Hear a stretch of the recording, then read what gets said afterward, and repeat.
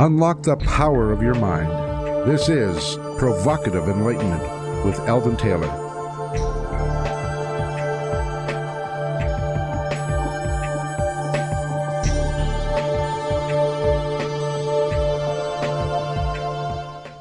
Welcome and thank you for joining us today. The next hour is devoted to learning something more, not just about the world of shoes and ships and sealing wax, but about how, what, and why we believe as we do. A time for the open-minded and a time for those willing to question what they think they know or what they may believe, those willing to be uncertain for an hour. I'm Eldon Taylor, and this is Provocative Enlightenment.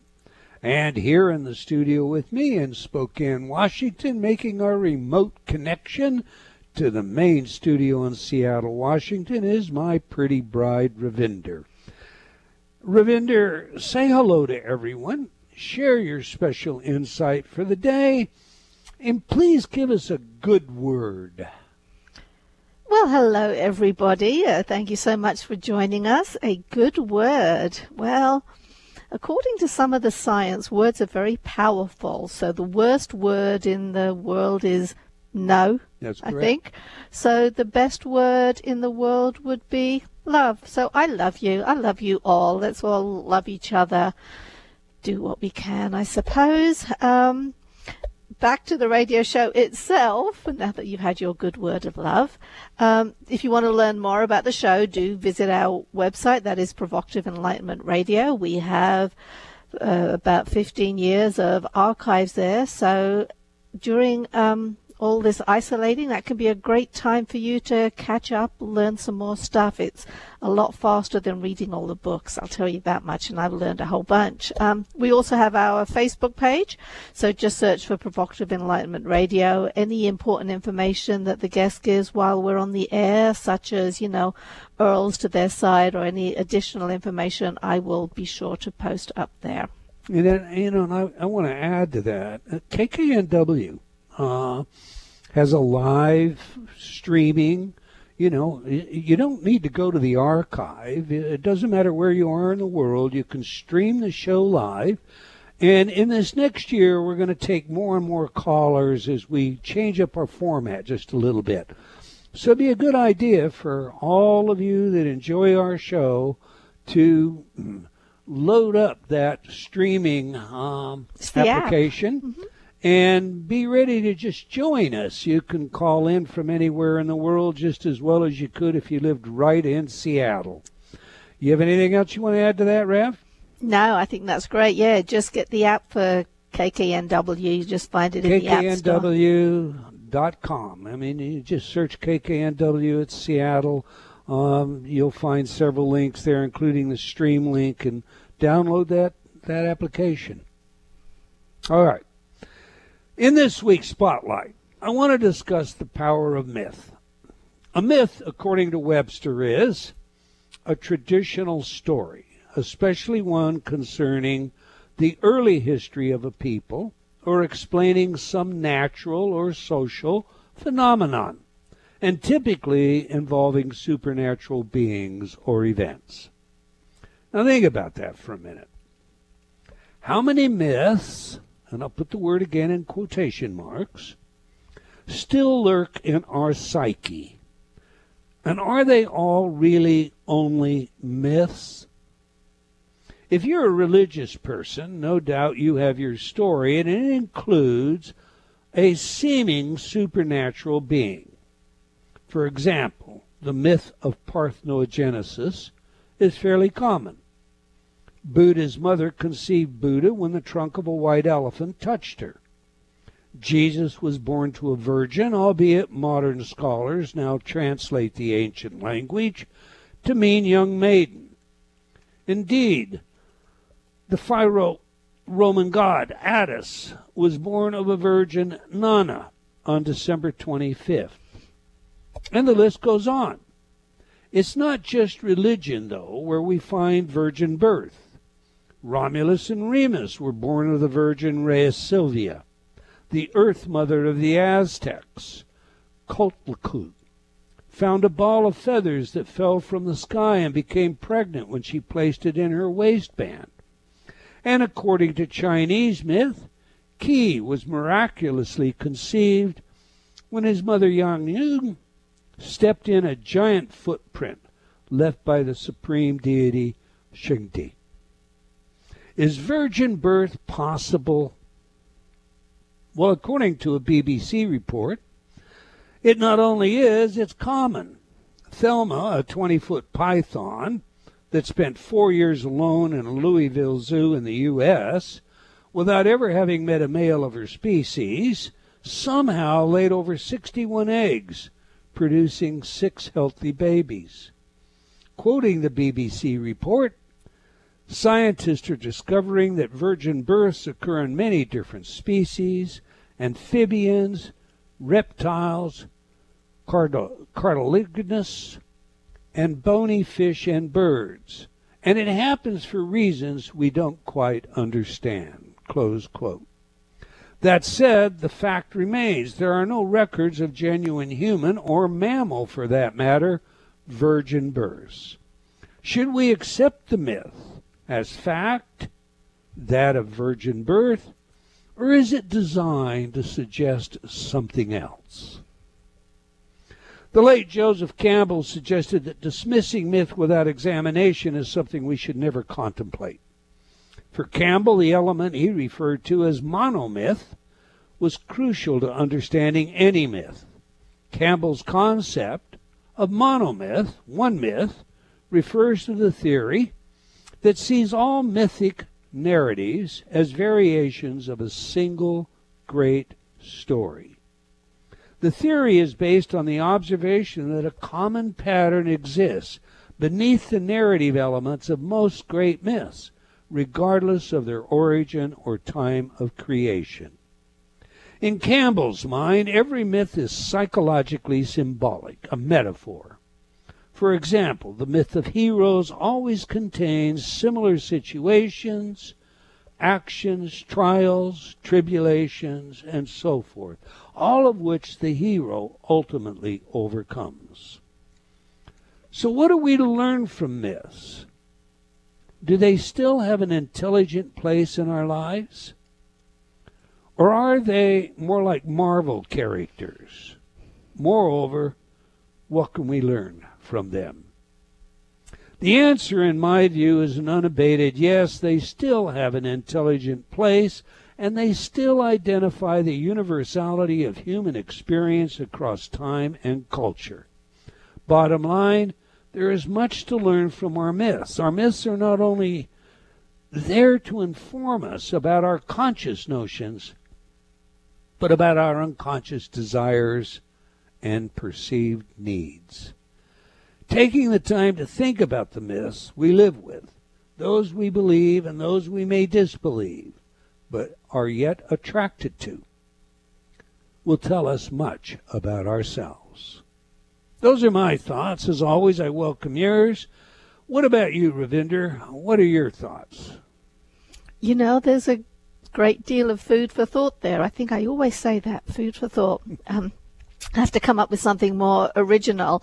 You know, the mythology behind stuff, you know, you're totally correct. In lots of religions, they always build up the founder to be some supernatural being. It happens time and time again, and you actually give a great account of that in your book, What Does That Mean?, where you go through Christmas and all the other cultures that have a similar type of story, and it's pretty incredible. But when I started doing my own research into the Sikh faith, because I was brought up Sikh, for those who don't know that, I found similar stuff there as well. Some of the stories are just repeated. You know, you can find origins in other places, but it's as though people have they actually require something magical in the teachers that they're going to follow.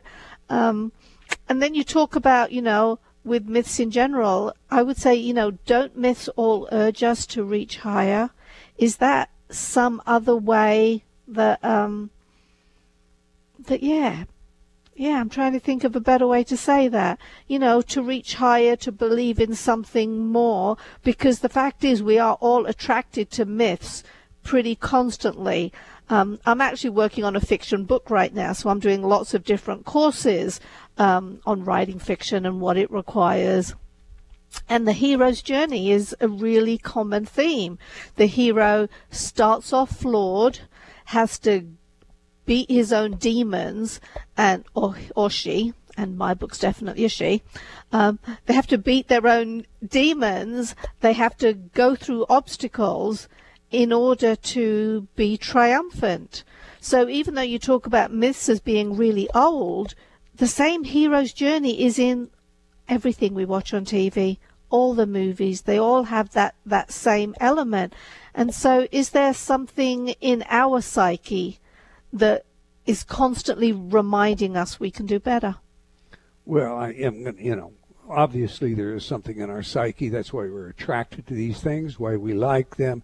But, there are myths. It's one thing to think about a myth like the story of a hero, but there are great myths of the female, and there are great myths of the male. And there's a good way to think about a myth sometime is to think about the archetypes that are suggested in those myths. But we have a great guest that we'll talk about the power of myth today, in particularly his book, which I found extremely fascinating. All right, every week I read some of your letters as our way of involving you while paying respect to the very important role you play in making this show successful. Our last show featured Richard Rowland, and we spoke about his new book, Beyond the Veil. Nita wrote, "Thank you for such an inspiring show." Aaron wrote, "Dr. Taylor, I am not vegetarian, but after your show, I'll rethink that. There's a lot of meat, pun intended, to what you and your guest had to say." I like that. Moving on, Jason wrote, "I recently ordered several of your Inner Talk CDs and have used them daily since I received them. I am truly impressed and have already noticed a change in my attitude and mental state." Maria wrote, "Oh gosh, Eldon, I owe you so much to your books, your CDs, your inspiration. You have helped me get to this age intact and flourishing. I hope you feel my gratitude. It is like a borealis." Well, wow, thank you, Maria. I'm deeply honored by your words, and will do my best to live up to them. And Tom wrote, "Eldon, I pass along your mindful, dialectical, thought-provoking insight to my friends in public posts. I'm so grateful for stretching the bell curve that social exclusion narrows." Do we stretch the bell curve? I think you get all of us to think more. We do. All right. That's all the time we're going to take for letters today, but please keep your comments coming. We do sincerely appreciate your feedback. You can opine by sending me an email to Eldon, that's ELDON, at eldontaylor.com, or by joining me on Facebook at Dr. Eldon Taylor. Now to today's show. Scavengers of Beauty with Philippe Sibaud. Now, I'm going to tell you, this is a great read. It's a fun read. It is an extremely interesting perspective. I would recommend it to all of you. So let me tell you a little about today's guest. Philip is a trustee and a writer for the Gaia Foundation, an international London-based NGO, which has been working for 35 years with indigenous people to uphold Earth-centered perspectives. He co-runs, and I'm not sure I'm going to say this one correctly, but Umunta Microfinance, I'll ask him about that, an NGO that he set up in 2010 to provide small-scale loans to disadvantaged women in Malawi. Currently 1,000 clients. He holds an MA in Myth, Cosmology, and the Sacred with distinction from Canterbury Christ Church University, and has been a dedicated student of astrology for many solar returns. All right, on that, let's get him in here. Welcome back to Provocative Enlightenment, Mr. Philippe Sibaud. Hello, Eldon. Nice to be on your show. How do you say that? You're the school or the Umuntu Microfinance? Is that what it is, Mr. Sibaud? It's Umuntu. It's a word from the local language, Chichewa. From Malawi. Umuntu. Okay, well, Umanthu. All right. Yeah. Now, I mean, I don't know why it matters. I may never say it again, but it does matter. Umanthu. All right, Mr. Sibaud, we like to learn three things from our guests on this show. What is the message? Who is the messenger? And, of course, how do we use the information? To that end, please share with us what you're passionate about and why. Well, I think for me, what really interests me or puzzles me, in a sense, is the place of humanity on the earth, and how we can live in harmony with the earth and with the cosmos in general, I suppose. But more about how can we develop a peaceful, respectful relation that is mutually beneficial between Earth, and what I mean by Earth is the whole ecosystem of Earth, obviously, and us humans. That's really what I find utterly fascinating and puzzling too, and that's what the book is about as well. It's trying to come up with different angles into that question. I think you did a good job examining that, at least from the perspective of the angle that you approach. You heard today's spotlight, Philip. What have I got wrong, and or what would you add? Well, I thought it was a wonderful presentation of the beautiful complexity of myth. What I would add is that today, in our culture, a myth is deemed a false story, because myth in Greek means story, and today we understand myth as being false, as being not true, while before, and by that I mean in ancient cultures and among indigenous people, a myth was a true story. And as Joseph Campbell, whom you mentioned, who spent so much of his life dedicated to understanding myth, Campbell pointed out that myth really fulfilled four different functions, among them a cosmological function, but also a social and a personal function. And therefore individuals in a given society, through myth, were connected not only to their fellow human beings, but to the wider world at large and to the cosmos. They had, basically, it gave them meaning. And as Campbell said, and Jung as well mentioned, that we in our culture have lost this collective myth that binds us together. There are myths about heroes and there are myths about villains. And we look into the world, and in our lifetime, yours and mine, and there are leaders that myths have already begun to develop. Gandhi is a case in point. For that matter, Hitler. Why is it, do you think, that we build stories out of these icons? Because we need stories, I think. We desperately need stories, actually. Of course, for a long time, at least in our Western culture, Christianity was providing the main myth, in the sense of the main story, and people were relating to that and could find their place through that particular story, a story that we have kind of lost in the main. And of course, there are still many Christians in the world, but as a collective story, we have lost that, and nothing has really come up to replace it. So I think we are desperate for a collective story, any story, really. And we fill the gaps with, yeah. I didn't mean to cut you off. Please proceed. No, I was just saying we fill the gaps with those stories that you mentioned, in particular about individuals who have this archetypal quality, like Gandhi, for instance, and can be beacons for us. Would you agree with me if I suggested that myth provides a way that we relate to the world, to our culture, and to these individuals.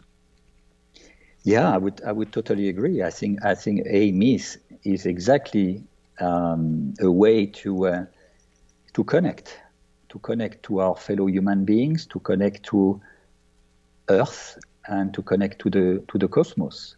It gives a place, it gives meaning, and that's, I think, what we desperately need collectively. Let me ask you this. Many who study myth find that not only are there archetypes involved, but that grasping their meaning is more of so-called right brain skill than that left brain intellectual linear endeavor.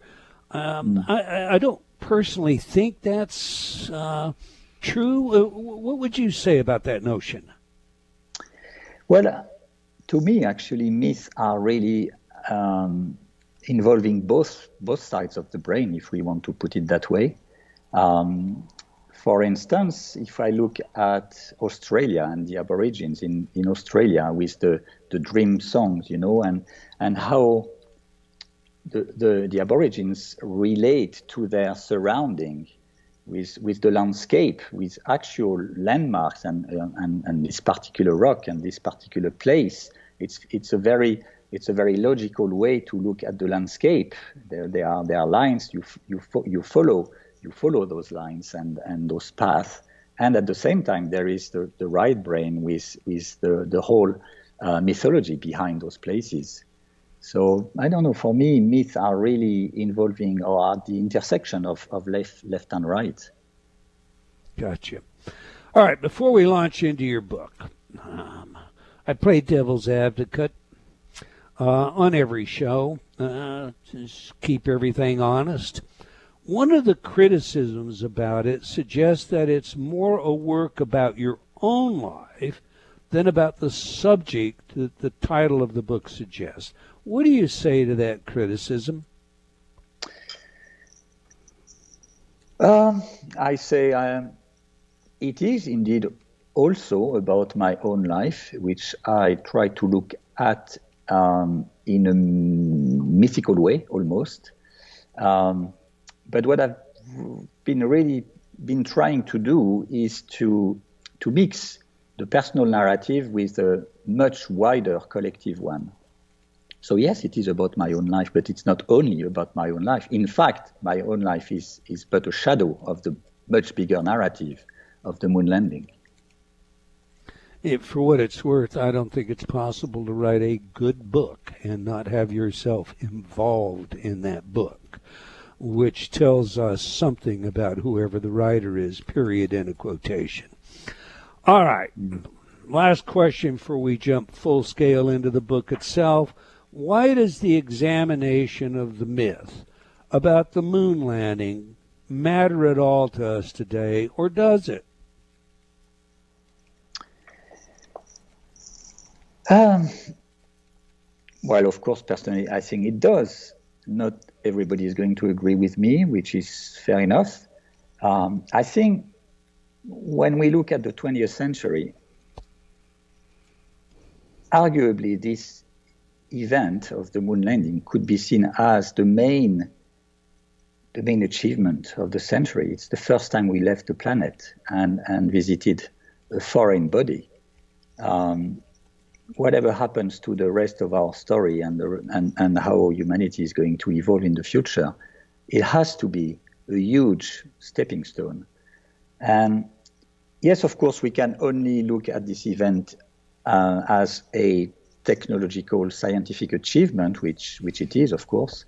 But I think it's also interesting to try and find the symbolic meaning of it as well. And this is what I've been trying to do, really. You know, it's interesting. I find it very interesting. We once entertained on the show a NASA expert who talked about, all of the things that came out of that moon landing. So you think about Well, the greatest, most important things that may have happened in the 20th century, and somebody might say, oh, computers. We got computers. We had silicone chips. Everything became digital. We da-da-da-da-da. But all of those things were advances as a result of the efforts to put people on the moon. All right, we have a hard break coming up, sir. After the break, we'll get directly into your book. We're speaking with Philippe Sibaud about his work and book, Scavengers of Beauty. As I said at the top of the introduction, this is a great read. You'll learn more about it the next half of our show. I suggest you all check it out. You can learn more about our guest and his books by emailing him at scavengersofbeauty@gmail.com. Scavengers of Beauty, one word, @gmail.com. Okay, do please stay tuned. We'll be right back. You're listening to Provocative Enlightenment with Eldon Taylor. Change has never been easier. Whether you wish to lose weight, stop smoking, build better relationships, become creative, enjoy ultra prosperity, or simply relax and promote self-healing, Inner Talk has been repeatedly demonstrated effective in the most rigorous of scientific studies. Our customers love Inner Talk.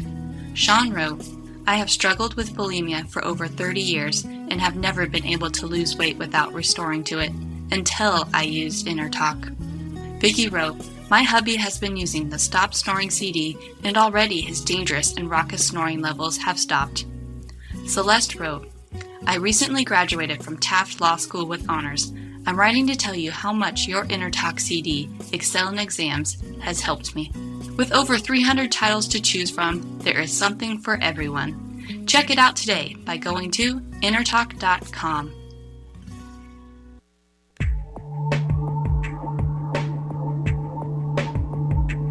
Unlock the power of your mind. This is Provocative Enlightenment with Eldon Taylor.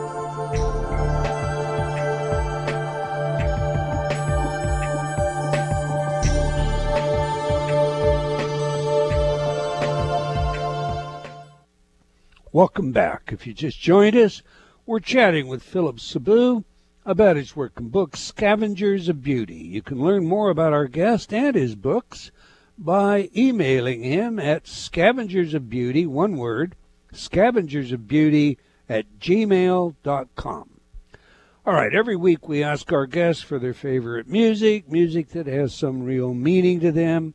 Music psychology is a hobby of mine and a field of research with practical relevance in many areas, including creativity, personality, social behavior, and intelligence. Now, your chosen music, Philip, is David Bowie's Space Oddity. So please tell us, why is this music important to you? And more importantly, how does it inform us about who you are? Well, I was born in the 60s, mid-60s, and I grew up with all the icons of rock and pop, I suppose, and David Bowie definitely was one. And of course, the theme of Bowie's song that you played is directly related to space travel, which has always been a very keen passion of mine. And I suppose there is a bit of nostalgia in it because this song is from 71 or 2, if I'm not mistaken.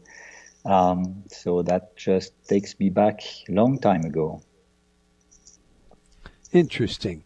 Let me ask you this. Let's go directly to your book. Why was the mission to the moon named after the god of the sun and not after a moon goddess? Yeah, it's for some reason, this question has been with me for many years. And all along, I've always thought that it was quite a silly question in a sense. And I was absolutely convinced that many people had noticed that indeed it was maybe a bit strange or unusual to call a mission to the moon after the god of the sun. And then I realized one day doing some research that actually there was not much, if anything at all, written about the subject. So I I kind of delved into it, and immediately when you start to look at the question in this way, you open the door to an amazing landscape, and that landscape is sun and moon mythologies. And the more you research, the more you realize that humanity really has grown with sun and moon mythologies all along. And to me, it was absolutely fascinating. And I tried to draw a painting, if you want, of the evolution of consciousness through the prism, through the angles of sun and moon mythologies and symbolism. And that's really what the book is about, is looking at the Apollo mission to the moon, and looking back in time, way back in time, and looking at how humanity really evolved in a sense with through sun and moon mythologies and symbolism. It occurred to me reading your book, and just off the cuff kind of thoughts that you had, I had as I thought about the material. The moon goddess. We're going to land on the moon goddess. We're going to penetrate the moon goddess. We're going to conquer the moon goddess. The journey is going to be, a manly. It's going to take courage. It's going to be almost like the Knights of the Round Table on a conquest that is filled with potential dangers, and it's going to be this great quest, and you don't conquer a female, and all these thoughts occurred to me. Do you think that there was a conscious decision made about changing the reference to the moon, making this the sun god, the god of the sun, I should say, as opposed to looking at it in the female aspect? Well, what I've been really looking at is how our perception of the moon has been changing over the millennia, really. I'm really looking at way back in time, 25,000 years ago, at which time it can be argued quite convincingly that the moon was the main object in the sky. It was a fascinating object because we could see these changes, obviously, day after day, endless changes within a perennial cycle. And certainly for the ancients at that time, it must have been utterly fascinating to see this body in the sky changing shape. And when we look at the works of art of that period, in particular the sculpture, the small sculptures, a lot of them are usually female representations and have moon symbolism attached to that. So that's my starting point. And I want to emphasize immediately that my take is symbolic, but it's also poetic in a sense. So I really look, and I'm not pretending to come up with a hard-nosed truth. It's one way to look at things. And the way I look at that is that the moon at the time was the main object in the sky and was obviously revered. And little by little, she was superseded by the sun. And the shift really happened about 4,000 to 6,000 years ago, when the sun then became the main object in the sky.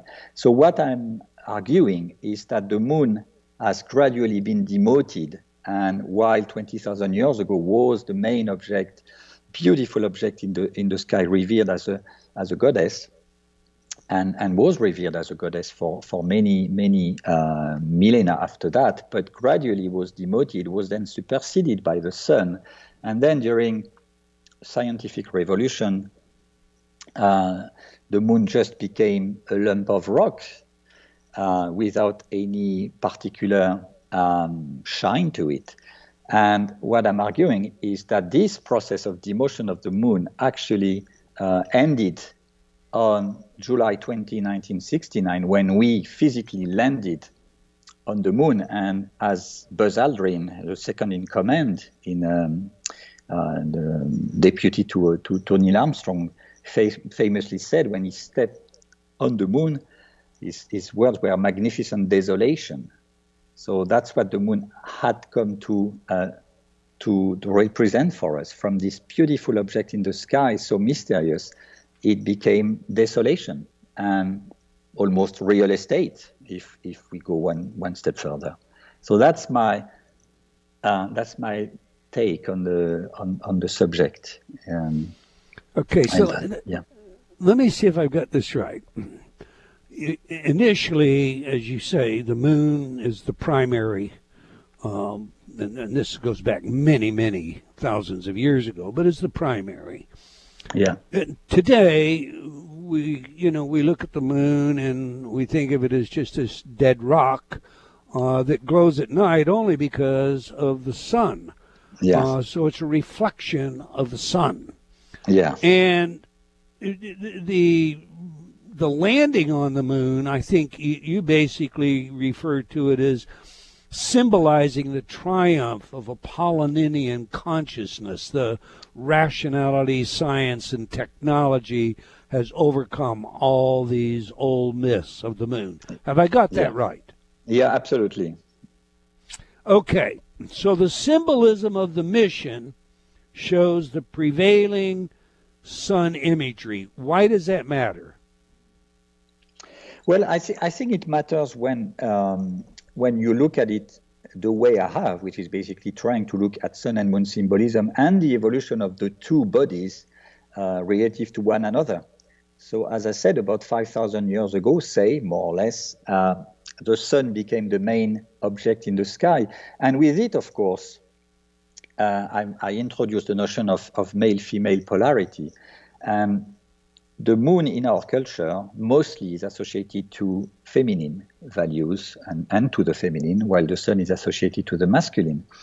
So what we have seen at the time, 5,000 years ago, is the earth or moon goddesses were replaced by sky gods, masculine sky gods.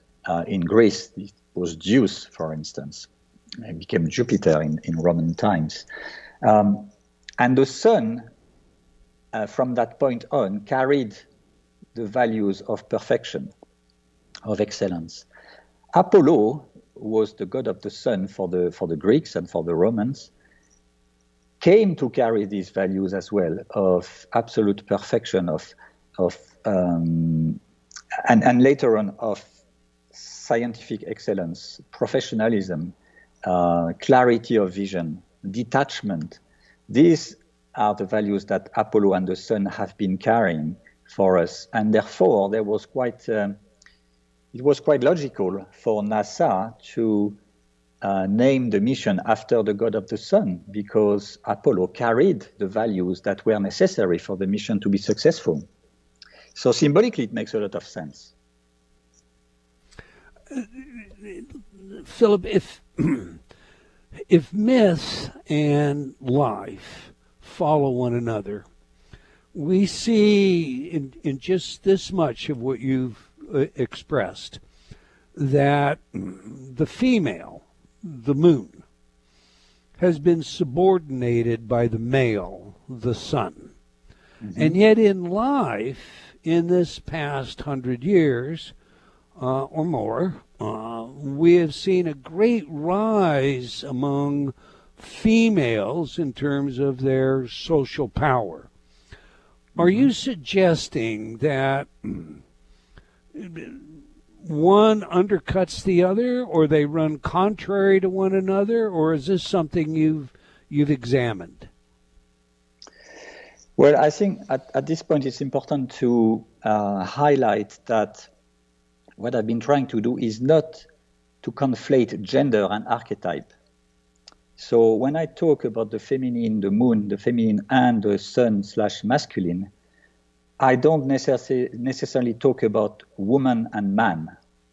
What I'm talking about is that for the last say 2,000-3,000 years, our culture has been dominated by the sun. So we are in what I call solar consciousness, which carries masculine values. But of course, these masculine values can be carried by women as well. So what I'm arguing is that we have been suffering from an excess of sun, and this excess of sun, of solar consciousness, is shown in the moon landing and the moon conquest by Apollo, the sun. So that's really what I've been trying to highlight.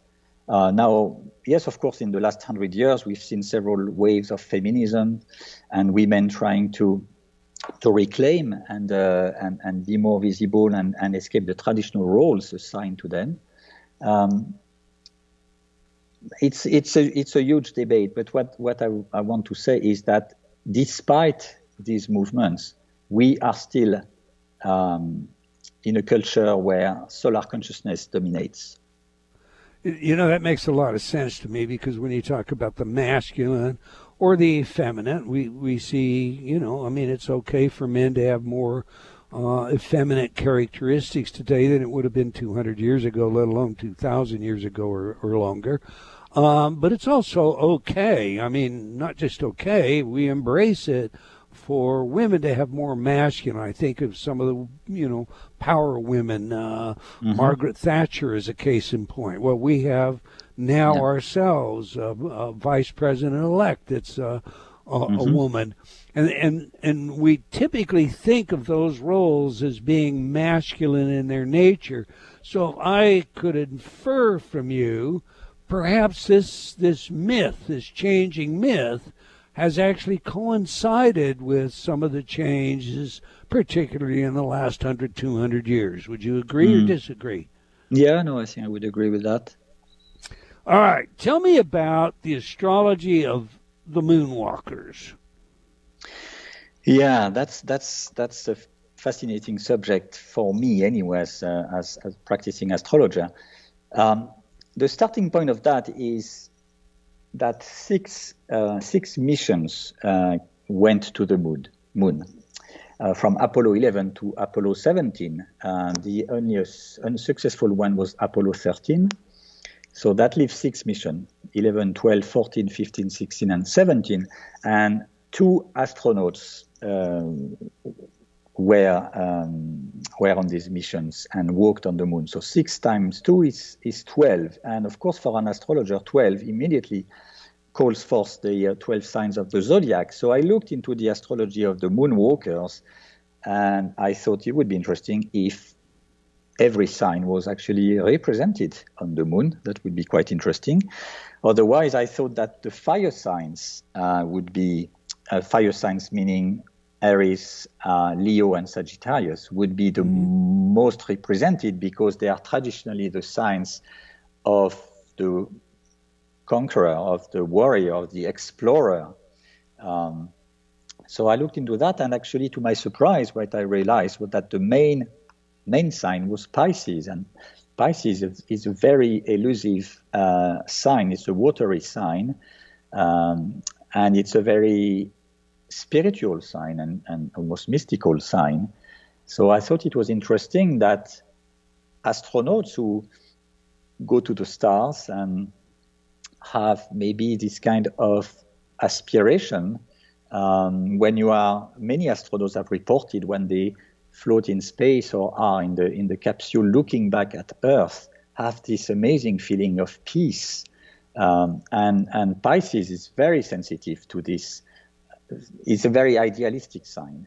So I could relate that, and I talk about it in the book, how, to me, even though I was very surprised at first, to me it actually makes sense to associate Pisces with the early astronauts and the Moonwalkers, and actually several astronauts, especially the ones with Sun in Pisces, reported almost spiritual experiences when they were walking on the moon. Okay, let's follow that up. Have you flesh it out a little more? Share with us some of the epiphanies the astronauts had in space what they saw and why it's relevant to the Pisces sign.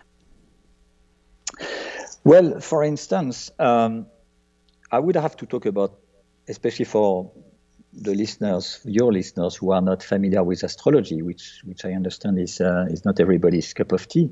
But Pisces is the last sign of the zodiac, and it's very often said of Pisces that they have 1 foot here on Earth and 1 foot up there in the heavens. It's a sign that has very strong spiritual aspirations, if you want to put it that way. Now, when I looked at several of the astronauts and how they reported their experience up there, some of them reported that walking on the moon, for instance, one of them could see God behind every rock. But the most famous epiphany is actually not from a Pisces sun astronaut, it's from Edgar Mitchell, who was aboard Apollo 14, and on his way back from the moon to the Earth, he had what he later described as a Savakalpi Samadhi experience, which is really a sense of unity consciousness. And it was for him a full-blown spiritual experience. And when he landed back on Earth, he created the Noetic Institute in order to bridge the gap between science and spirituality. So that's the most famous experience. But several others astronauts have reported also quite profound experiences. Yeah, Edgar Mitchell created, of course, the Institute of Noetic Sciences, and they have done quite a bit of work in bridging reason and revelation, and most impressive work for that matter. We've had some of their scientists, for example, Dean Radin on the show, and it was a life-changing experience. There's no doubt about that for Mitchell. However, that said, more than one of our astronauts have come back and talked about aliens they've seen in space. You think that is an apparition, or are there aliens, in your view, involved in all this? To be honest with you, I haven't really looked into that. To me, in a sense, I'm not so fascinated by aliens because I feel that human beings are alien enough, and I'm not sure we need aliens at all. I think we humans are fascinating enough not to have to look further away to find strange beings. I think we are strange enough ourselves. So it's not a particular interest of mine, I have to confess. All right, I got you. I had to sneak that one in anyway. Listen, you say that the mission may be seen in a different light. Yeah. The union of Sun, Apollo, and Moon giving birth to the divine child Earth. Unpack that for me, please. Yeah. You talked at the beginning of the show, you said you want to know the message. And for me, the real message of the moon landing is Earth. What we have found on the moon is Earth.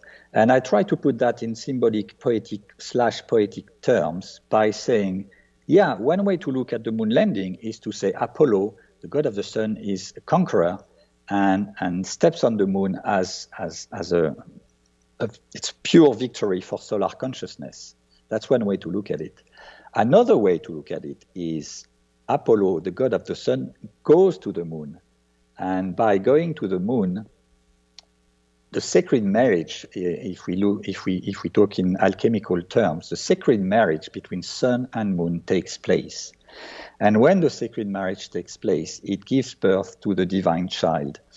And the way I look at it is this divine child to me is Earth, because what happens is by stepping out of Earth, men for the first time have been able to look back at Earth from the outside. And of course, this is symbolized or epitomized by this very iconic picture taken by Apollo 8 of Earthrise, when for the first time we can see Earth floating in space, in this incredible darkness of space, and we see this blue jewel floating in space. And it has had, I think, a profound effect on our collective consciousness.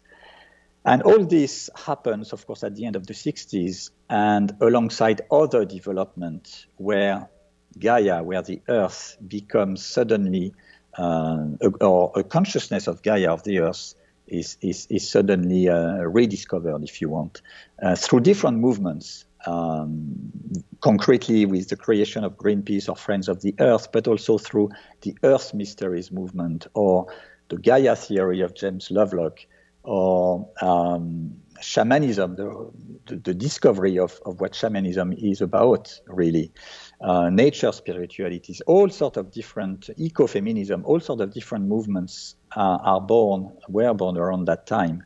And for me, this picture of Earth taken by the astronauts on the moon or around the moon symbolizes perfectly this change of consciousness. So I try to express that through the moon mission as well, saying maybe another way to look at this mission is to see it as the sacred marriage taking place and giving birth to a renewed vision of Earth.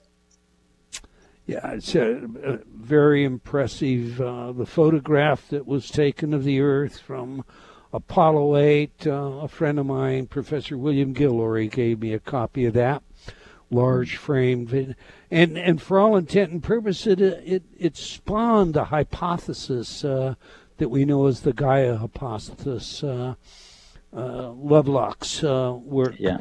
And that, of course, spawned the entire environmental movement, which we're all very concerned about today. So this was an incredibly turning point.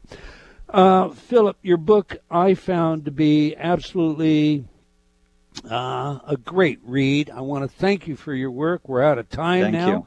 I want to thank you for sharing your experiences and your perspective, and we wish you the best in the endeavors to come. All right, we're flat out of time, everyone. Until next time, wherever you are in the world, remember, believing in yourself always matters.